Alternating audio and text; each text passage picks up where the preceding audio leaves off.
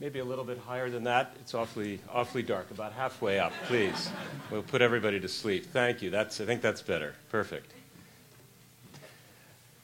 Great. I want to echo how pleased and privileged we are to be here at this extraordinary first conference of J Street. I think we all feel we're at an historic moment, and we're very happy to be part of it.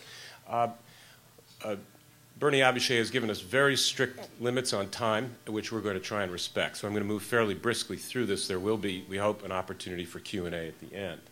The project started, as Ross said, with the concept of helping a Palestinian state succeed. RAND, for those of you who may not know, is an independent, non-profit, private think tank that does research in the public interest, and it is nonpartisan.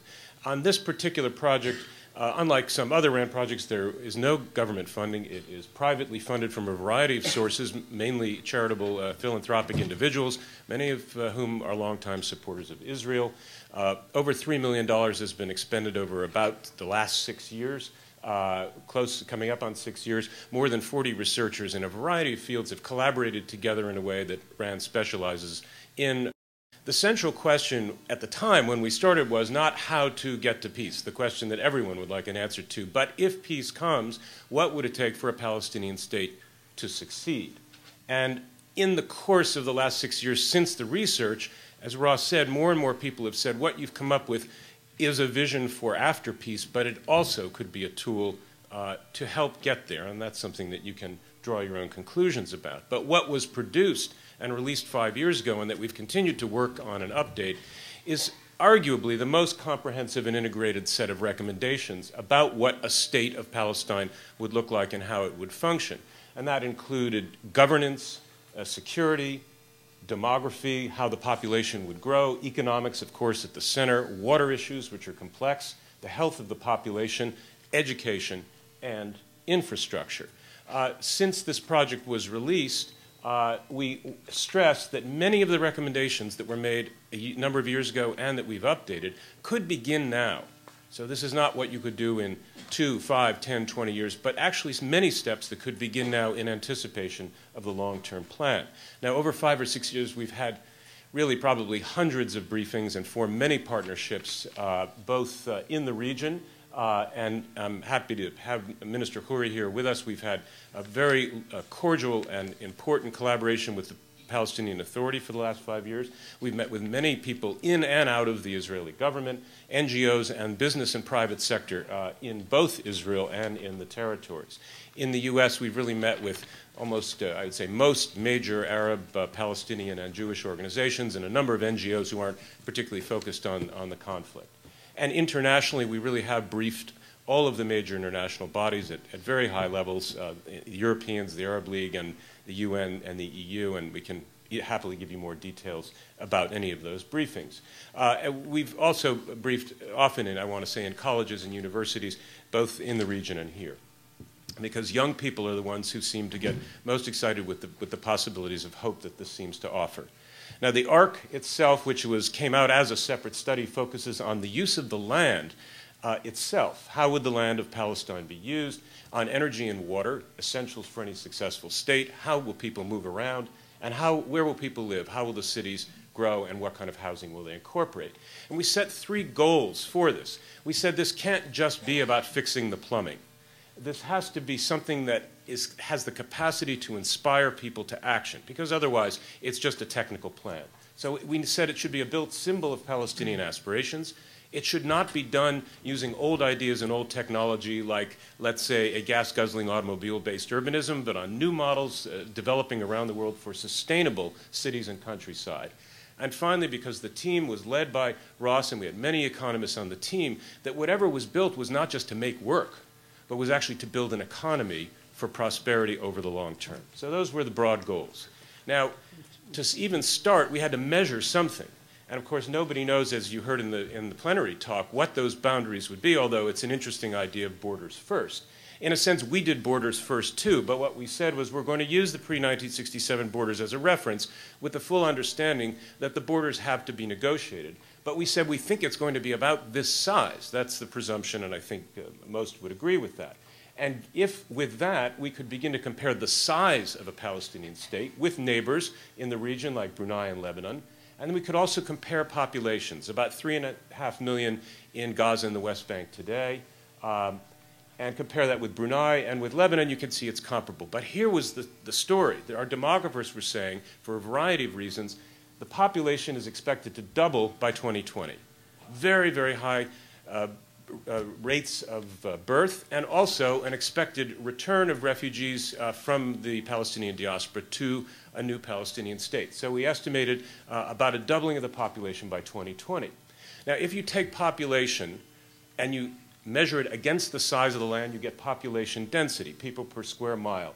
That would put about 1,400 people per square mile in Palestine. Compare that to Europe at 83, Lebanon at 870, or Bangladesh at 2,200, and that's before the doubling, which means that Palestine will have a higher density than Bangladesh today. And if Gaza were treated as a separate sovereign entity, it would literally be off the chart. So what that means is that strategically, Gaza needs to be thought about in a different way. Though they need to be unified as a single sovereign entity, Gaza needs redevelopment of its cities, it needs the ports and tourism, but it doesn't need one more person. The growth, to the extent possible, should be absorbed logically in the West Bank, where there's a lot more room. That immediately begs the question, well, what's the West Bank? For those of you who have been there, it's a very complex and hilly and beautiful but difficult piece of terrain, largely because of the mountain ridges, which you can see the highest ones in red and pink. And we said, in our initial study, we said, well, that's interesting. It forms a kind of arc in the landscape, heading all the way up into Haifa Bay at the very top of the map. And that idea of that arc as a structuring element was interesting because it had nothing to do with politics. It's always been there, and it's part of the structure of the land. What that means is that rain coming off the Mediterranean falls on the leeward side and leaves a desert on the backside. That means that historically, Palestinian agriculture, let's say pre-1900, was on the leeward side, and that's where Palestinian cities and towns have historically been. And of course, I'm not showing a subsequent settlement, Israeli or Palestinian. This is a historic pattern of settlement, and you can see it's mostly to the left of the line. Jericho to the right has an underground water source. It's an oasis in the desert, so it's the exception that proves the rule. So according to Palestinian atlases and geographers, these are the 11 primary cities of what would constitute a Palestinian state. By the way, in the West Bank. I'm leaving out Gaza for now in this discussion of urban growth.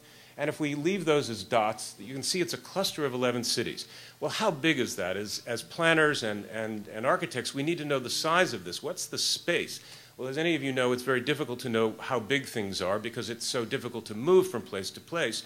And people forget actually how small it is. So we found a useful comparison where a natural body, San Francisco Bay, ends up creating a linear array of cities almost exactly the same size. From San Jose in the south to Novato and Marin County in the north is about 65 miles. That's a single integrated urban region with a common currency, language, economy, transportation system. And we said that's a very good model for the West Bank of a fully integrated urban region. It's a manageable project and a manageable scale. Where would people live? Well, we looked at a variety of scenarios, which I don't have time to go into today, of distributing people all over or concentrating them all in one big city. But in the end, we recommended moderate growth in all of the existing cities, which we, in our analysis, have ample capacity to absorb considerable growth. That would distribute not only the growth across the West Bank, but it would also distribute economic activity and benefit and not concentrate it in one area.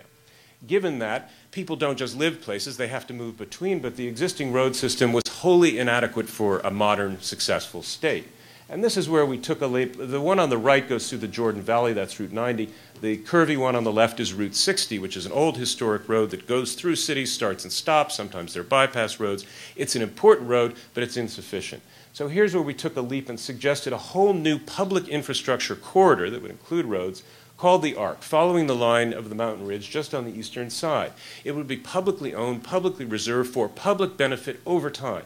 You start now, and then you use it for a variety of purposes.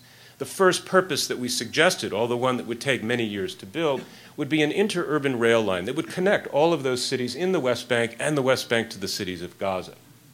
This is not a bullet train or a TGV. This would be very, very good, what we would call commuter rail in this country, but excellent service between the cities. And it would be about 95 minutes from southern Gaza to the northern West Bank on technology that is not space age, that's conventional, that you could find in cities around the world were such a line built. And that always surprises people at how short the time would be to link the country together. We made a specific recommendation that the stations, which are all important, that the stations actually be located outside of the historic centers, which you can see here in green, because there are no existing railroads into the cities, and that would damage these beautiful and historic cities. So the historic centers would be preserved, the new stations would be outside, and they would be linked by what we call transit boulevards, running more or less east to west. And in this direction, rather than a train, we recommend what's called bus rapid transit, very high-tech bus systems, which are being created all over the world, including in the region, which can handle the hilly terrain and which are much more appropriate for these small distances. So each historic city center is connected by a transit boulevard to the new station area. And what that does is creates a ladder of cities connected by a national public transport system where everyone living in where those red squares are, that would accommodate 3 million new people at very comfortable densities. Everyone could be within a 15-minute walk of the national public transportation system. Now, in our view, that's a sustainable model for design, rather than imagining that everybody has a car and can live anywhere in the West Bank. The West Bank can never sustain that kind of automobile-based urbanism, we believe. While you're putting in the train tracks and digging the foundations, put a trunk line in to link the country together for telecommunications, run a parallel toll road to the train, primarily for trucks and for cargo.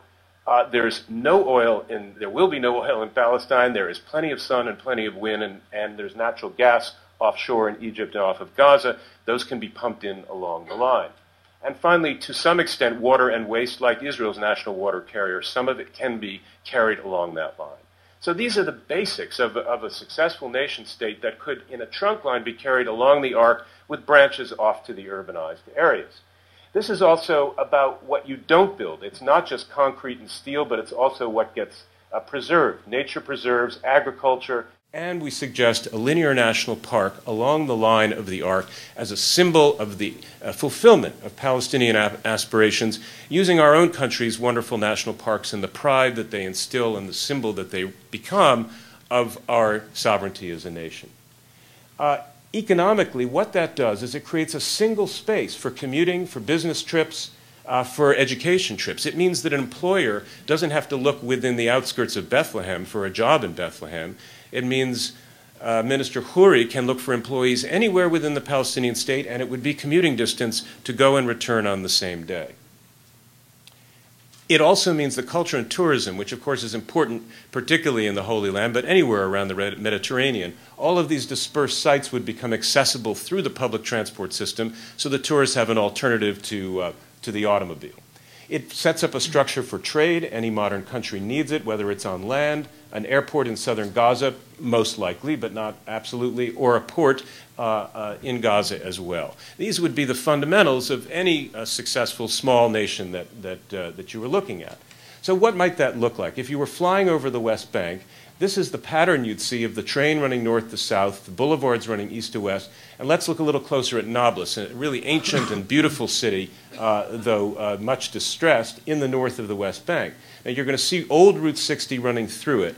You could lay out the arc corridor today. That would be simply reserving the land. You could designate where the station was going to be, where the boulevard would be.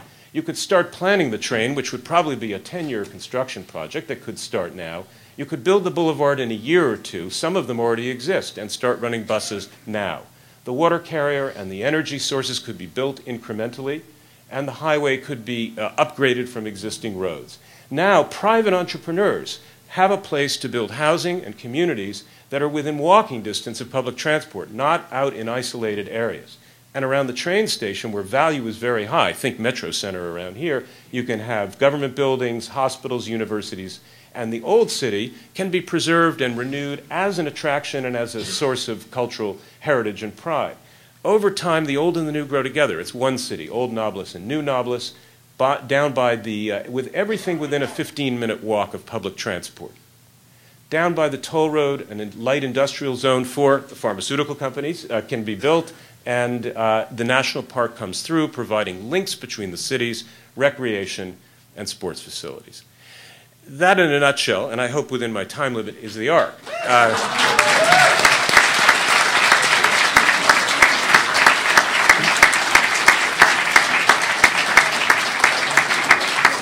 Now, nothing